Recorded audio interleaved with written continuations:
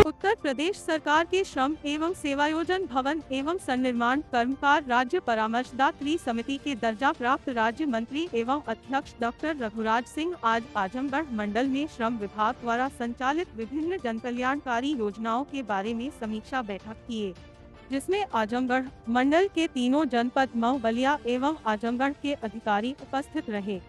समीक्षा बैठक के बाद उन्होंने मीडिया प्रतिनिधियों से बात करते हुए बताया कि हमारा विभाग मजदूर वर्ग एवं उनके परिवारों के सदस्यों के बारे में सदैव तत्पर रहा है कि किस तरह से उनको मुख्य धारा से जोड़ा जाए। इतना ही नहीं, हमारे विभाग से के द्वारा 65 वर्ष के ऊपर वृद्ध व्यक्तियों को 10-100 प्रतिमाह पेंशन की व्यवस्था की गई है। श्रमिकों के बच्चों के लिए प्रत्येक मंडल में अटल आवासीय विद्यालय पिछले 1 वर्ष से संचालित हो रहे हैं। यह अटल आवासीय विद्यालय नवोदय विद्यालय की तर्ज पर संचालित हो रहे हैं, जहां पर उन्हें CBSE, ICSE आदि के पाठ्यक्रमों के अनुसार शिक्षा दी जा रही है।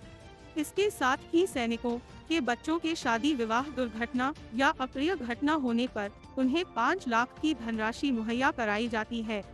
दर्जा प्राप्त राज्य मंत्री डॉ रघुराज सिंह ने कन्नौज दुष्कर्म की घटना के बारे में बोलते हुए कहा कि यह लोग दैत्यों के वंशज है और यह लोग दैत्यों के वंशज के रूप में कार्य करते हैं। भगवान इन्हें कभी माफ नहीं करेगा, क्योंकि भगवान के घर देर हो सकती है, अंधेर नहीं हो सकता। उन्होंने ममता बनर्जी को दैत्य की दैत्यों की सरदारनी बताया। पश्चिम बंगाल की घटना पर कोई भी पार्टी नहीं बोल रही है, केवल भाजपा ही वहां के लोगों के लिए न्याय की बात कर रही है। शेख हसीना को कोई भी मुस्लिम देश शरण नहीं दिया, सिर्फ भारतवर्ष के प्रधानमंत्री नरेंद्र मोदी ने ही दिया है। उन्होंने बताया कि आगामी संपन्न वाले विधानसभा के उपचुनाव में 10 सीटों को भाजपा जीतेगी। राहुल गांधी को उन्होंने 5वीं कौम से अलग बताया, क्योंकि राहुल गांधी ना हिंदू है, ना मुस्लिम है, ना सिख है, नहीं ईसाई है। उनका काम केवल देश में अस्थिरता को फैलाना है। माँ बेटे दोनों जमानत पर छूटे हुए हैं। गांधी परिवार ने सिर्फ देश का सत्यानाश किया है। कांग्रेस ने औरंगजेब के नाम से रोड बनवाई, महमूद गजनवी के नाम से रोड बनवाए, लेकिन महाराणा प्रताप को कहीं भी नहीं दर्शाया है।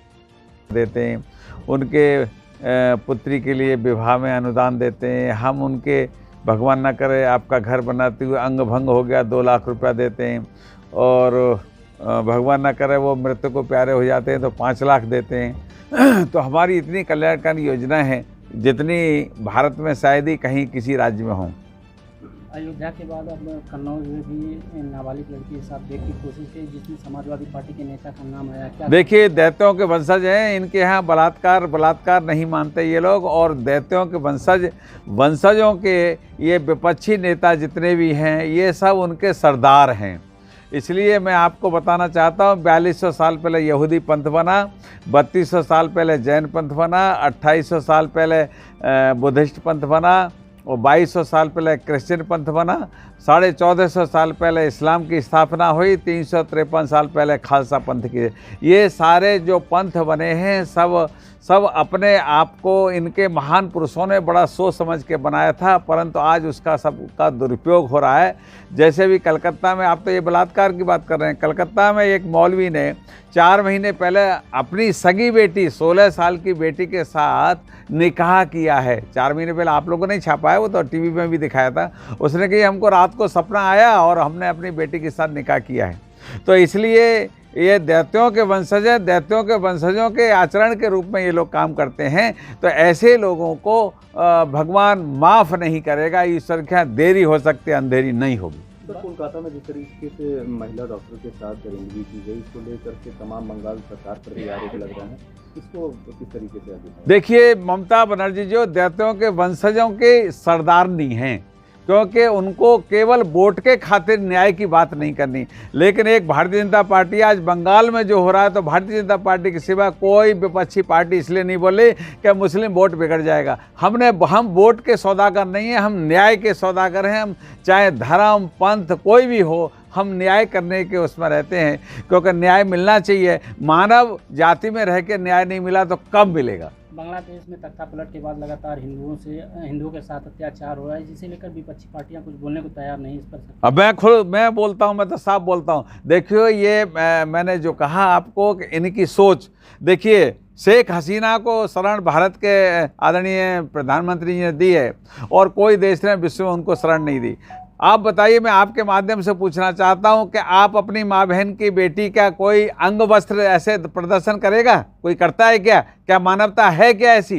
तो ये दैत्यों के वंशज हैं, दैत्यों का इनका सोच है, इनका बलात्कार, इनका डकैती, चोरी, बदमाशी, इनकी वही प्रवृत्ति है। इस कारण अब शेख हसीना किसी की दादी होंगी, किसी की अम्मा होंगी, किसी की चाची होंगी, किसी की बड़ी ताई होंगी, और उनके अंग वस्त्रों का प्रदर्शन करना ये केवल दैत्य करते थे। सतयुग में भी दैत्य करते थे, द्वापर में भी दैत्य करते थे, त्रेता में भी दैत्य करते थे, और आज कलयुग है, कलयुग में भी दैत्य कर रहे हैं। तो ये दैत्यों के वंशज हैं। सर, उपचुनाव में किस तरीके से रणनीति रहेगी इस बार? उपचुनाव में हम 10 की 10 सीट जीतेंगे। हम लोगों से क्योंकि आप पूछेंगे जरूर, हम लोगों से कुछ लोग नाराज थे, जनता नाराज थी। हमको सबक सिखाने के लिए 33 सीटें दी हैं, इसलिए हम सबक सीख गए हैं उनसे। जो गलतियां हैं पुनरावृत्ति नहीं होगी। हम 10 की 10 सीट जीतेंगे। सर, कई बार कहा जाता है कि कार्यकर्ता नाराज है, पार्टी के कार्यकर्ता नेता नाराज रहते हैं, तो इसका बड़ा खामियाजा भुगतने को मिला था पिछले चुनाव में। बिल्कुल ठीक करें, मैंने कह दिया ना,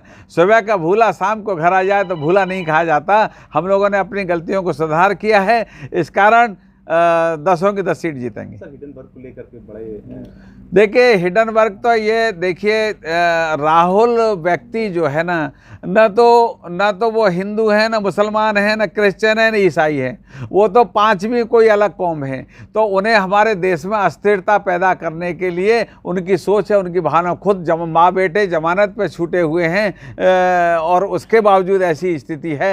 ये इस परिवार ने इस देश का सत्यानाश किया, और इसने सत्यानाश औरंगजेब के रोड बनाए और महमूद गजनवी के रोड बनाए, लेकिन इन्होंने महाराणा प्रताप को दर्शाया नहीं, क्योंकि हमारे इतिहास को इन्होंने नहीं पढ़ा है। ये देश के गद्दार हैं। सर, 22 अगस्त को कांग्रेस कह रही है कि हम ईडी के जहां जहां दफ्तर हैं पूरे इंडिया में, वहां वहां हम उसका घेराव करेंगे।